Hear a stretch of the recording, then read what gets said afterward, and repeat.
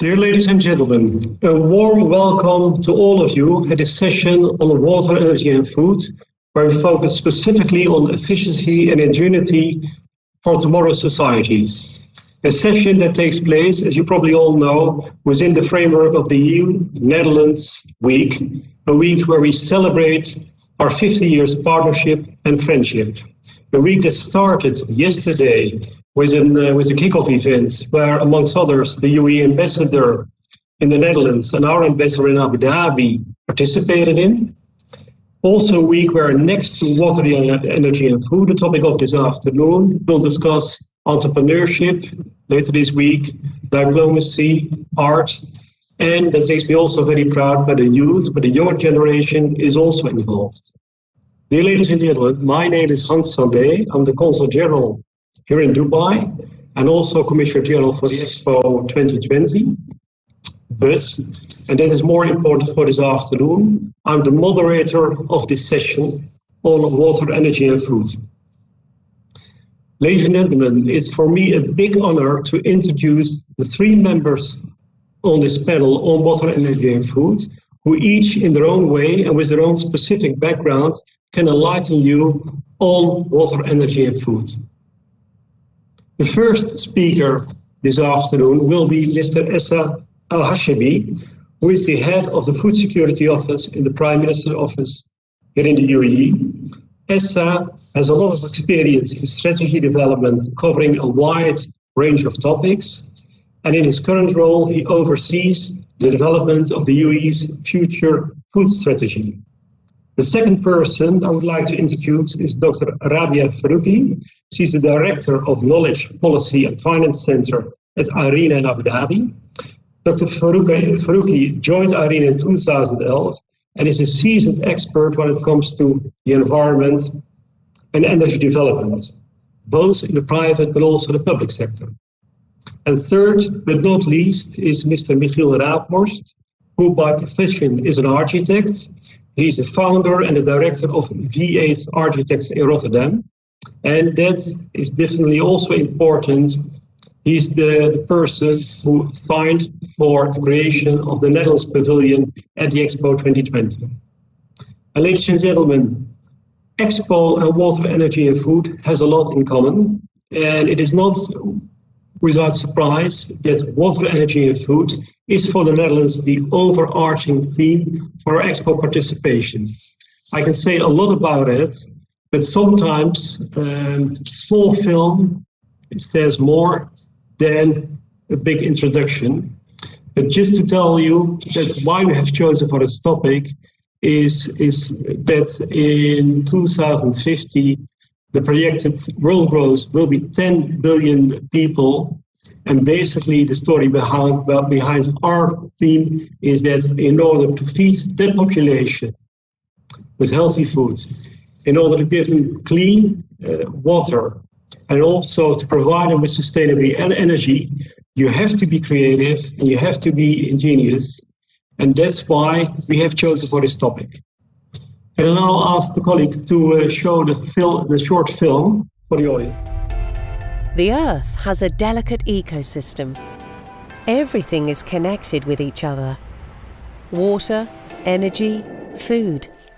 They simply can't exist without each other.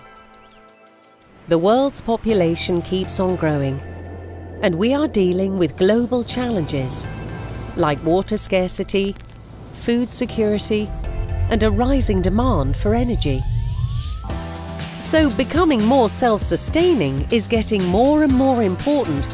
Expo 2020 offers an exciting opportunity to drive positive change. And this is where the Netherlands is keen to contribute. By uniting water, energy and food, something magical can happen. We've designed a pavilion which is more a biotope than a building, a miniature world where the climate is controlled naturally, where water, energy and food are intrinsically linked, full of intense sensory experiences. A pavilion that stands for openness, inventiveness and inclusion, and for minimizing our footprint. The entire installation will be built from local resources and with locally rented construction materials. After Expo 2020, all materials are given back or will go to a new destination. We invite you to experience these new possibilities. So open your eyes, smell, breathe, wander, and let your senses experience a unique sensation. Let's connect minds to create a better, more sustainable future together. Welcome to the Dutch Pavilion. Find us in the Sustainability District. Dutch Dubai, Dutch connection in the Gulf, uniting water, energy and food.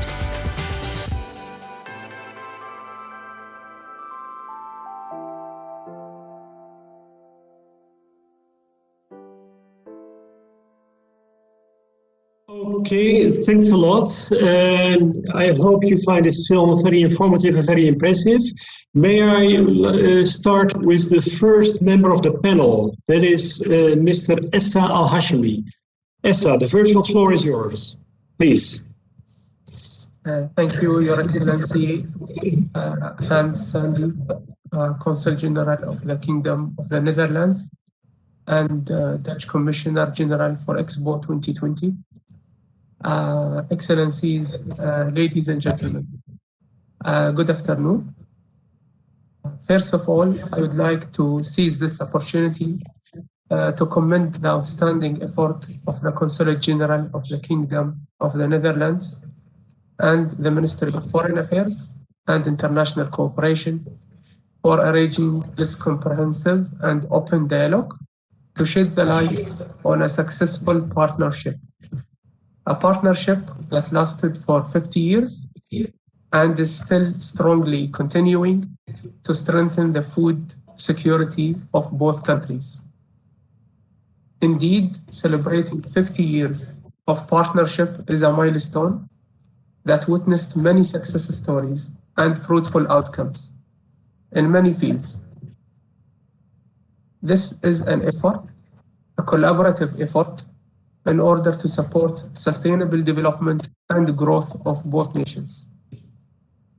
Excellencies, ladies and gentlemen, when it comes to food and water security, I have to admit that our colleagues from the Netherlands have unique and robust ways of managing the relation between the scarce natural resources in terms of their efficiency and efficacy standpoints and the deployment of renewable resources.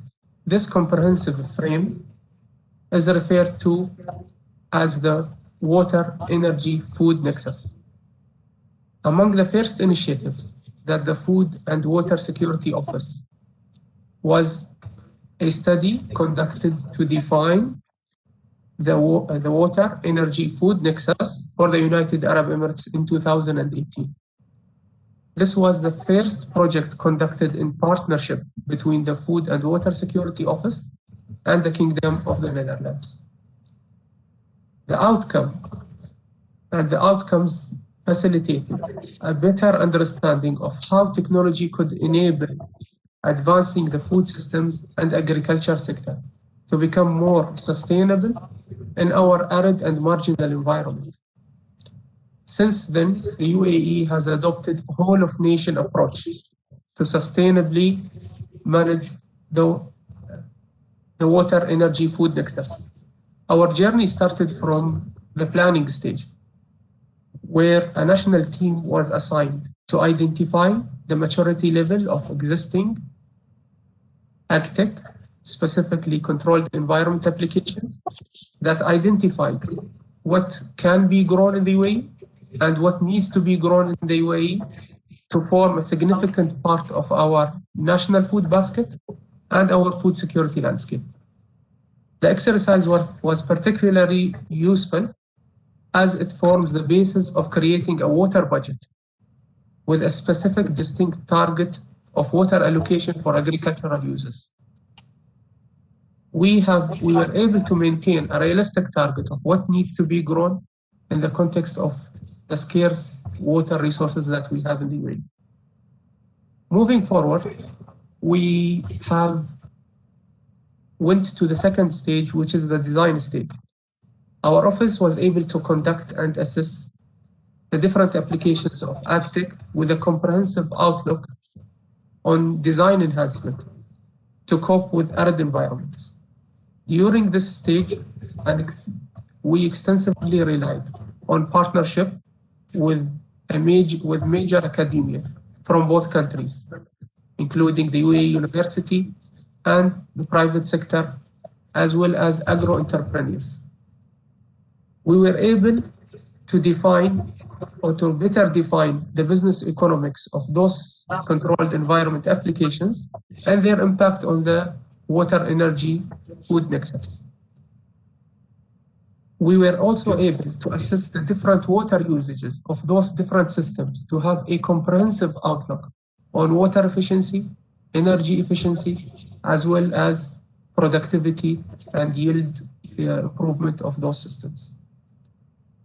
Lastly, I want to talk about the third stage, which is the implementation stage. So we had planned for water allocation and to define the relationship between water, energy, and food. We were able to conduct an assessment and design enhancement on different applications. Now, when we wanted to move toward the implementation stage, I would say that this is the biggest success of the partnership between the United Arab Emirates and the Kingdom of the Netherlands, as many advanced technology-based farms were established in the UAE, utilizing the know-how and the knowledge created to build a fully functioning and robust farms in partnership with specific Dutch companies and partners. We relied on many technologies. We have many success stories, such as the Armilla farms, the Pure Harvest farm, and many others. We were very glad to have Your Excellency and the Kingdom of the Netherlands as partner, as it formed a very reliable source of growing food. Looking at the near future, and without any shadow of a doubt, there will be more efforts put forward to foster technology and innovation involvement through research and development to effectively enable integrating now renewable energies into the food production system. The UAE has recently joined the Agriculture Innovation Mission for Climate, AIM4C, during the Biden Summit, in which we want to amplify our national effort to support research and development in the agriculture sector for this sector to become a low carbon and possibly carbon neutral sector. Excellencies, ladies and gentlemen, to translate this into actionable measure, there will be more emphasis on deploying solar energy in ag projects, deploying air-to-water technologies that will play a vital role in supporting water provision in agricultural applications, deployment of TSE as another means of reusing water that forms reuse of abundance resources, which fits perfectly with the principles of the waste pyramid, and finally, working on automation and precision farming. All those are disruptive trends and technologies that will change the way that the agriculture landscape looks and progresses in the future. Finally, I express my deep appreciation to take part in this dialogue, and I also express my appreciation for the wonderful teams who worked on arranging this session. Thank you. Thanks a lot, Essa. Well, I can echo your words, of course, when it comes to thanking the people who organized this. Thank you so much for your valuable contribution, in which you highlight the aspect of governance and policy making. That's indeed crucial, and that's also completely in line with the visionary leadership of your beautiful country. But you also rightfully stresses the factor of, let's say, technology and innovation. But in the end, that's almost literally when we talk about food security, the proof of the pudding is in the eating. It should also work. And indeed, you highlighted some of the projects that you have visited. Some of them we visited together. And well, that's yet another example of the excellent partnership between our two beautiful countries. Thank you so much, Essa, for your contribution. I'll come back to you later. May I now invite Dr. Rabia from IRENA to give her presentation. Thank you very much, Excellencies, ladies and gentlemen. It's really a pleasure to participate in this discussion and provide some insights from IRENA's work on the water, food, and energy nexus. I think we can all agree that a renewable energy-based energy transition is central to meeting our climate and sustainable development objectives. Unfortunately, until very recently, the energy transition discourse has been far too often technology-oriented and based on supply-side considerations. What is usually missed is the close interlinkages that the energy sector has with other sectors, such as agriculture and water, which account for a significant share of the energy demand globally. Since IRENA's inception, we have taken a holistic view of the energy transition, exploring the linkages between renewables and other sectors and across society, the economy, and the planet. Why is this important? First, the linkages between the sectors mean that a transformation in one will have ripple effects across others, which need to be deeply understood and efficiently managed. Second, the scale of energy transitions required to meet sustainability and climate objective will imply a significant change in the way energy is generated and consumed in sectors such as agriculture and water. And finally, many of the energy transition pathways rely on solutions such as bioenergy, for example, that inherently have a strong nexus dimension. This is why adopting a nexus approach to energy transitions is not a choice we must make, but is really a necessity to increase the pace and benefits of the transitions across multiple SDGs. So what does that mean in practical terms? Let us take the specific example of food and energy. As you know, the energy and food systems are deeply entwined. Food systems consume about 30% of the world's energy, and energy-related activities constitute about a third of emissions from food systems. So the agricultural sector also supports the livelihood of over 2.5 billion people, and it's actually estimated that growth in agriculture is nearly 3 times as effective in reducing poverty as other sectors. So from primary production to storage to processing and consumption, access to affordable, reliable, and modern energy is an essential enabler of such growth. It improves productivity, reduces drudgery and losses, enables value addition, and raises incomes, particularly for smallholder farmers. Further, it also advances cooking and strengthens reliance to climate impact. Now, renewable energy solutions can meet energy needs in the agricultural sector in a distributed, cost-effective, and environmentally sustainable manner. Renewables are actually already increasingly adopted to support irrigation, heating in greenhouses, cold storage, processing, and clean cooking. At the same time, integrated food energy systems are important sources of sustainable bioenergy. So we find that the energy transition will directly impact and be supported by food systems and vice versa. This is why a joint approach is essential to manage the interlinkages and achieve food and energy security while we advance climate and sustainability goals. So IRENA's work on the food energy nexus covers several aspects, just to name a few. First, we bridge the knowledge gap on the role of renewables in agriculture, in the agricultural sector, and analyze the policy needs, as was just mentioned by the Consul General. At the UN Food Systems Summit this year, IRENA will launch a report with the FAO on scaling up renewable energy adoption in the agricultural sector. Second, we carry out a deep dive analysis on specific technology applications, such as solar irrigation, geothermal for drying and processing, as well as sustainable bioenergy. Third, we quantify the benefits of renewables in the agriculture sector by measuring impacts on jobs, incomes, gender, and the environment. Fourth, we contribute to addressing the data and statistics gap that exists, particularly for energy food nexus solutions.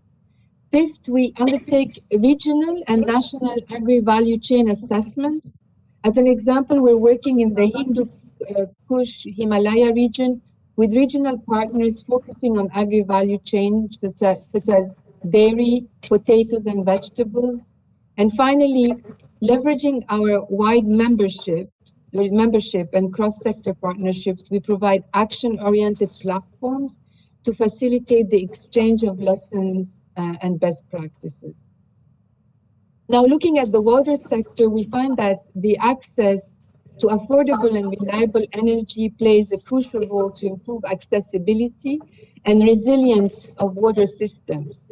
Energy is needed not just for pumping, but also for desalination, heating, and treatment. Our analysis also finds that a transition towards a renewables-based power system, particularly based on solar PV and wind, can dramatically reduce the water intensity of power generation and through that reduce strains on the fresh water supplies. In India, scaling up renewables aligned with the national targets and NDCs combined with improvements in cooling technologies could contribute to an 84% reduction in water withdrawals intensity by 2030. In China, it could fall by 42%, while we did the same study for the GCC, and it could reduce it by 17% by 2030. Now, as we look to advance this nexus approach in the energy transition, we find there are several important aspects to be considered. An important starting point is recognizing the cross-cutting nature of energy transitions and their linkages with other sectors. Long-term energy transition strategies and plans can no longer take place in silos, but must integrate the socioeconomic and environmental implication to maximize sustainability. For informed planning and policy making, data and information is needed on renewables application and impacts across the nexus sectors. Such data further allows governments and stakeholders to integrate renewable energy targets within sectoral development plans and NDCs. Cross-sector applications also require continuing innovation in technology design, delivery, and financing models to adapt solutions to local contexts.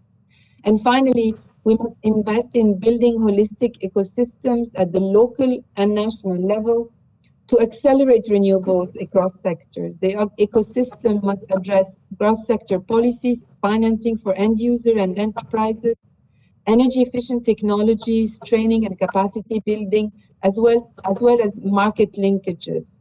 Partnerships, gender and knowledge exchange are cross-cutting dimensions. In fact, IRENA will soon be launching a brief on the ecosystem needed to strengthen the links between distributed renewables and livelihood sectors such as agriculture. To conclude, through its programmatic activities, IRENA remains committed to strengthen renewables deployment in cross-sectoral settings, where we find significant opportunities to contribute to the multiple SDGs. This goes well beyond energy access. It is about how to jointly advance energy, water, and food security in an increasingly resource-constrained world, utilizing abundant renewable resources in all country contexts. IRENA looks forward to continuing its engagement with the government of the UAE and the Netherlands and other partners on how we can practically integrate the nexus perspective within the energy transitions discourse and support national and regional level policy making in this direction. I thank you for your attention, for the invitation, as well as to the organizers for this event. Thank you. Thank you so much, Dr. Rabia, for your very informative contribution in this panel. I also like the idea that you started with it, basically say, well, you should not look to energy and energy transition into isolation, but link it to important topics like water and food. Rightfully so, and that's why we have also chosen that as the theme in each for the expo, amongst others. I also like the fact that you focus a lot on the concrete activities and basically IRENA's role as a change agent also through various programs. And that makes it even more valuable.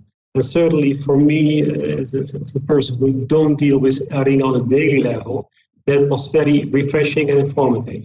So thanks a lot, and looking forward as well to our further cooperation. Thank you so much. And I'll come back to you.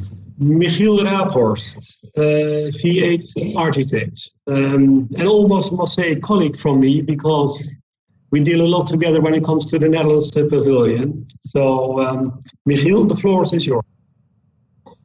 Thank you, Hans. Thanks for this introduction. Thanks for the introduction also, Dr. Rabia, thank you for your introduction on this holistic approach, because actually what I'm going to show you now about the Dutch Pavilion for the Expo 2020 is all about this holistic approach, because we feel that's the only way forward to answer all these challenges. This is where I come from. This is the Netherlands. This is when you fly to Schiphol. This is what you see. And actually you see all of these things coming together. It's about energy, new type of windmills. It's about agriculture, whether it's in open air or whether it's in greenhouses. It's about living. There's a small village at the background. It's about infrastructure. So it's about connecting this area to the surroundings. But it's all about water. You see almost a flooded area at the bottom. This is our land. A major part of our country is below sea level, so we constantly need to pump out the water to keep it dry. And this holistic approach, this integration of water, energy and food into a nexus is actually for centuries part of our culture. So that's why the Dutch Pavilion is, you could say, a very sublime visualization of this approach in our culture. As Hans introduced, it's all about uniting water, energy, and food. And when we were given the honor to design the Dutch Pavilion, I've never been in Dubai before, but as an architect, we tried to figure out how in Dubai we could also harvest. We could harvest water out of air. So we believe that in every corner of this world, if we are able to understand how nature works, how natural phenomena works, we are able to harvest and to provide a better place to live and to work and to be together. Actually, to build a society. This is the Dutch viewers amongst us. You will know this guy. He's a hero on Dutch television. He makes nature programs for children. And we were very inspired by this image because it shows how inspired you can be by nature just by digging a hole into the ground and try to discover what is underneath, what is in there, maybe even able to find water. And that is what we did in our architecture studio. When we started to design, we started to think on how can we make a comfortable place in the desert? Here in Holland, it's pretty colder than in the UAE. But how can we make this comfortable place, which is maybe also a little bit disconnected from the expo, so it's a place of contemplation, you could say. But if we're able to dig a hole into the ground, maybe we're also able to find water, and we're able to find a nice cool temperature. So this is like a very conceptual sketch of the Dutch Pavilion. What we want to do in this space, in this kind of concluded space, we want to make a sensational experience of water, energy and food.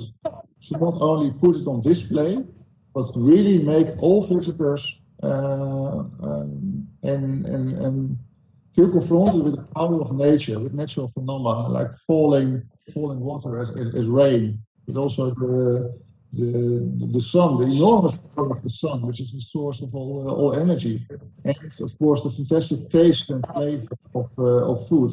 And if we are able to do that in a space in the Dutch Pavilion, which is a space for for sensational experience, all these senses like smell, like taste, they were able to communicate a message which doesn't even need language. In reality, I'm pretty sure if you visit the Dutch pavilion, you will have goosebumps on your skin. And that's also because we make it cold in the desert. And we make it rain. Because here you see a technical scheme of this sensorium, you could say. So this is the space which is a kind of architectural evaluation of this archetype of the dome under the ground. You see a big chimney going up. This chimney is not meant to let air out, but to let air in. What the Dutch pavilion does, and here you see a section on the Dutch pavilion, it works like a harvesting machine. It's a harvesting machine where we harvest water, energy, and food. It all starts, of course, and that's not strange to you, with the power of the sun. So what we are going to do, we're going to connect the power of the sun and turn that into electricity, but also into temperature. And the trick is, with the temperature, we can make a temperature difference. So we're able, with the power of the sun, to make very cold water, a tiny bit of cold water. With that cold water, which we sprinkle into this chimney on the top of the Dutch pavilion, we are able to multiply. We're able, with 1 liter of water, to make 10 liters of water. We're able, with just a very efficient condensation technique, triggered by the power of the sun, we're able to make it rain in the desert. In the middle of the Dutch pavilion, we will harvest 400 liters of water a day as a source of energy. Has a great effect. What will happen in the central piece of the Dutch pavilion, in this biotope, it will rain, it will be cold, it will be 18 degrees, it will be dark, it will be moist. So these are perfect conditions for mushrooms to grow. Yes, in the interior of this space, in the Dutch pavilions, we will grow mushrooms. The cool thing about mushrooms is, that's also what we found out, it's an organism which produces the most carbon oxide as a species. And that's, of course, fantastic, because carbon oxide is food. Carbon oxide is what we all produce as humans, but it's food for vegetation. So what happens, the carbon oxide will leave the central space, go into this main hall, and will be, through photosynthesis and vegetation, will be put into oxygen. So we conclude the cycle, you could say. So we harvest water, energy, and food, but we do it in a circular way, and therefore create a biotope in the desert. The funny thing is, I told you about our country being underwater, sea level for a large extent. We need to build something in the desert. What we did, this idea of the nexus, a circular approach, we also put into construction. So what we're going to do, this is our civil engineering in the Netherlands dealing with water. We took that principle, started renting material in Dubai locally, but we don't ship in wood. We build a lot with wood in the Netherlands, but we don't think it's very sustainable to ship it to the UAE. So what we do, we are going to rent this material locally, meaning that after the expo, we can return all this material to the building industry in Dubai, which can use this material for harbors, for building pits, etc., etc. So this very conceptual approach about harvesting locally is also what we applied to the construction material.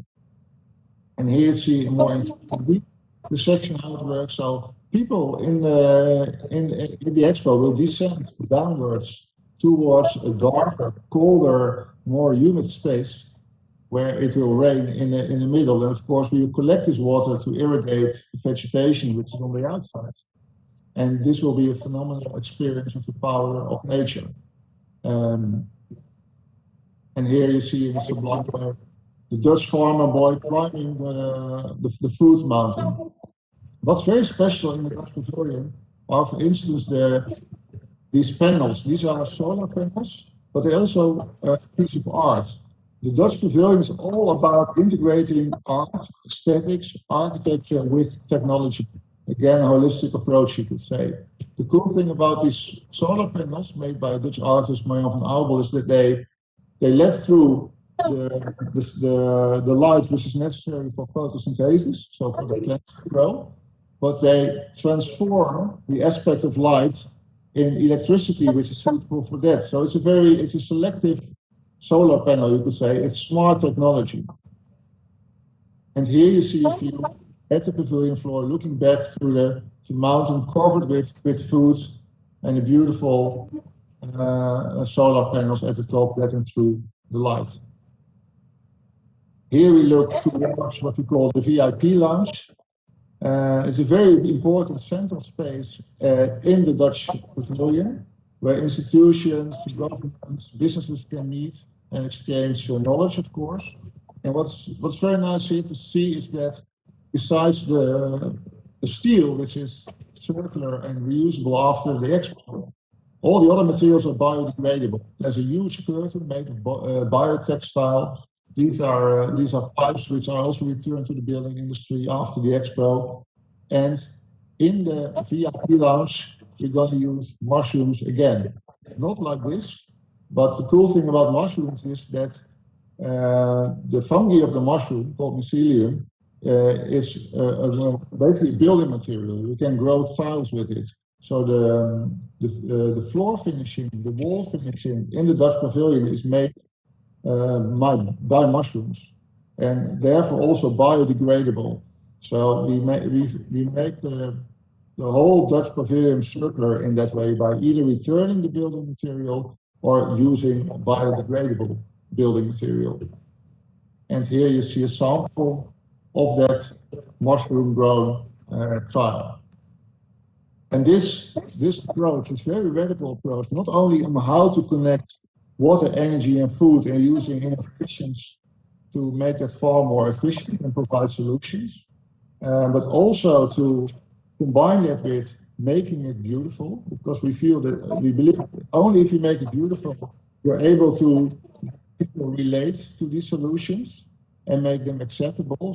So not only abstract technology, but let's make them beautiful and include them in our daily life. And this very radical approach on circularity, we are able to return the plot after the expo like this. So all material is gone. It's a full circular pavilion, and the plot is available for future developments. Thank you, Hans, for the invitation, and to conclude my presentation. Thank you so much, Michiel, and thank you for sharing your, well, as always, beautiful story behind this biotope in the desert with the audience. I must say you're an architect by profession, but hearing you in the meantime, you have become an expert on water, energy, and food as well. And what I like about your work is you make a very happy marriage between, on the one hand, architectural design, and on the other hand, pairing that with all the latest state-of-the-art, top-notch innovations, and manage to integrate them very well in the pavilion or the biotope. And that indeed with a limited, very limited ecological footprint. That's very impressive. So, ladies and gentlemen, the Dutch pavilion, it's a must-see at a pavilion. It goes without saying, but perhaps I'm biased. Let me say, I think we can start the discussion, and perhaps I can kick it off by a question to all of you. When I read the newspapers, the magazines, and talk to entrepreneurs and knowledge institutions, then to the best of my knowledge, there is a lot when it comes to water, energy, and food innovation technologies is available already. It's at our disposal. So what do you see as the main challenges? Why we couldn't make bigger progress the last couple of years? And what are the challenges in your opinion? And perhaps, Essa, may I start with you? What do you see as the main challenges when it comes to this topic?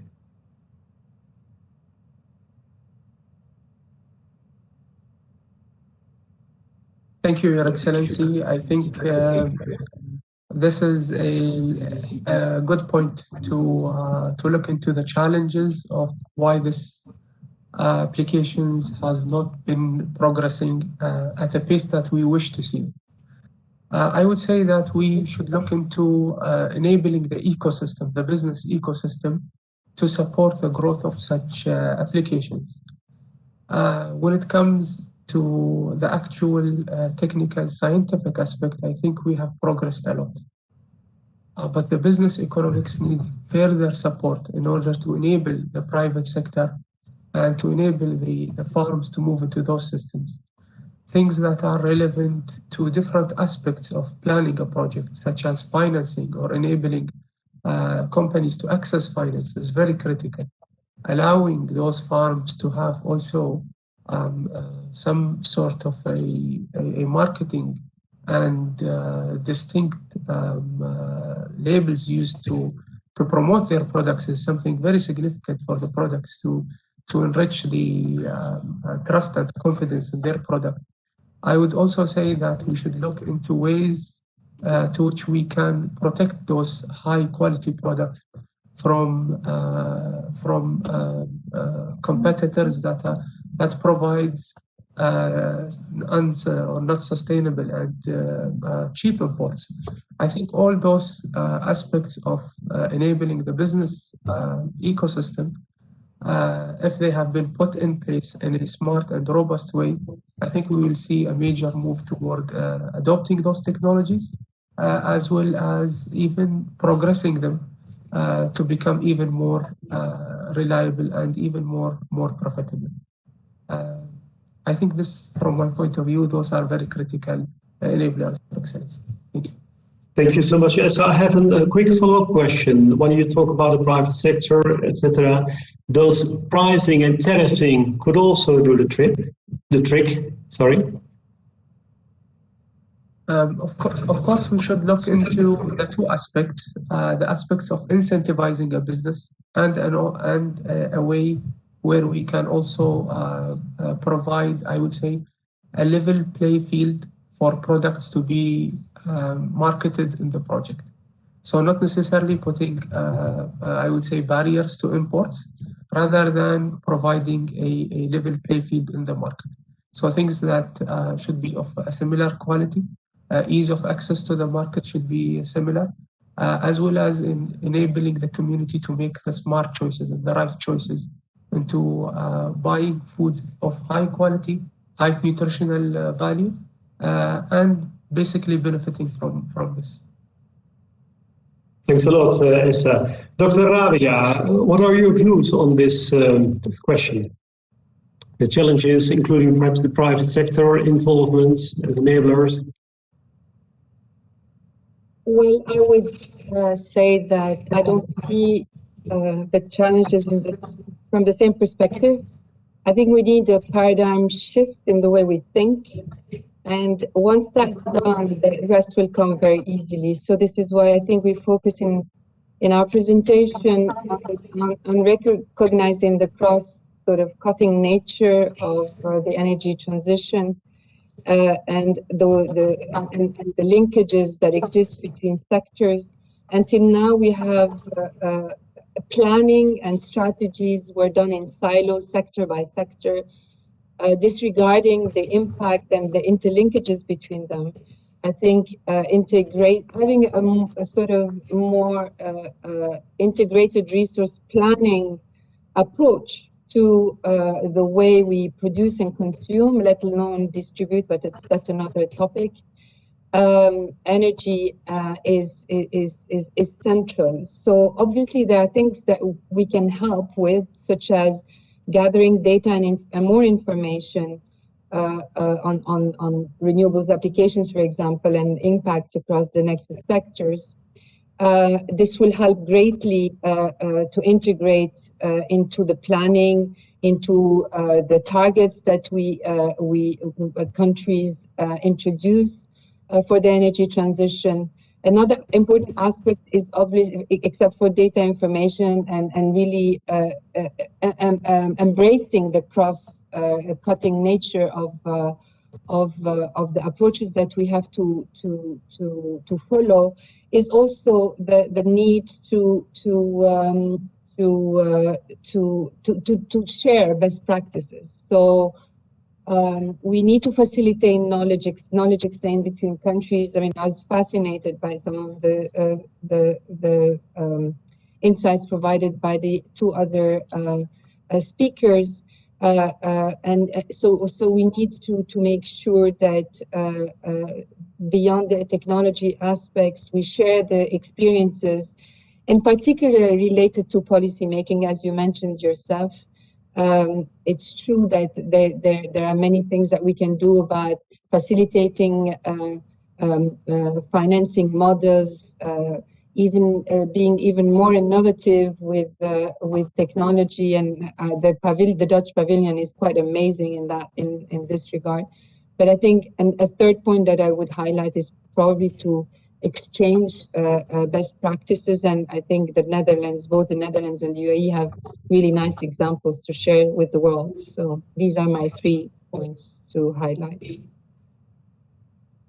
Thanks a lot, Dr. Rabia. And education, I know that's also very high on your list of priorities. Of course, could also do the trick, I presume, when it comes to overcoming the challenges. Yes, indeed, and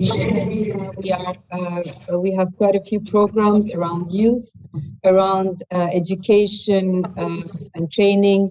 We are even helping different universities, including in the UAE, to integrate these concepts of sustainable energy pathways and renewable energy into mainstream curricula.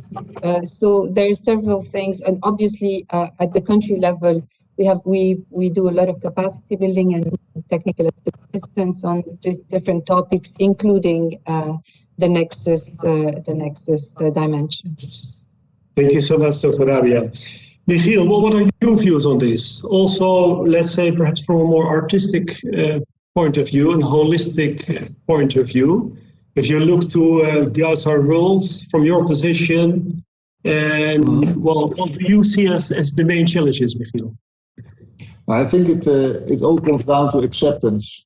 I think we, in the last years, because things go really fast, in the last years, we all came aware of the situation. We all came aware of the urgent matter, so we need to find solutions. But if we only find those solutions in technique, in big windmill products, in big solar fields, in big greenhouse complexes, which are merely a technical solution rather than a cultural solution, or if they're not able to communicate the values of a society, then it's very difficult to make it a success. So this is what I said about making things beautiful. It has to do with finding acceptance for the measures you should take, and to make them part of daily life, but also to make them part of your, you could call it ecosystem or city or village. So this very integral approach is not only on disciplines, but it's also a spatial integral approach we should look for. Because only if we as humans can relate to nature and know where our energy, food, and water comes from, then we can appreciate it. Thanks a lot, Michiel. I continue with you for the very last question, but also the same question for the other members of the panel, because looking to the clock, one last question to you, and be brief, ideally in 1 minute answer. In January next year, we have a summit on water, energy, and food between the Netherlands and the UAE, and of course also with the involvement of Jordan. It will be a high-level summit. What would be for you, Michiel, the most desirable outcome of that summit? What would be the message that that summit taking place at the Expo site will deliver to the world? I think it should be a message of hope. It should also be a message of test. I've seen so many innovations in the last year, being busy with the Expo. Then I think all these innovations deserve a larger platform to be shown. So a lot more ambition in that. Yeah, and that would also be part of the legacy, in my personal opinion. Absolutely right, Michiel. Dr. Rabia, what would for you be the most desirable outcome from an ARENA or perhaps even personal perspective? Thank you. I think I'm hoping that the COVID taught us a lesson, and that we will stop thinking in silos, and that includes people in my field in energy who look at energy, which it obviously is central, but with disregard of other sectors. and the impact on society and the planet and the economy, obviously. So if an outcome is to really change, to have a paradigm shift in the way we plan and strategize, I think that would be a great outcome with this nexus perspective, obviously. Very wise words, Dr. Rabia, indeed. Thank you so much. Essa, well, you will be involved anyhow in the summit, but from your perspective, what would be the most desirable outcome? Your Excellency, I think the key point from this summit, I think, is that we can always amplify the outcome and the impact when we work in partnership.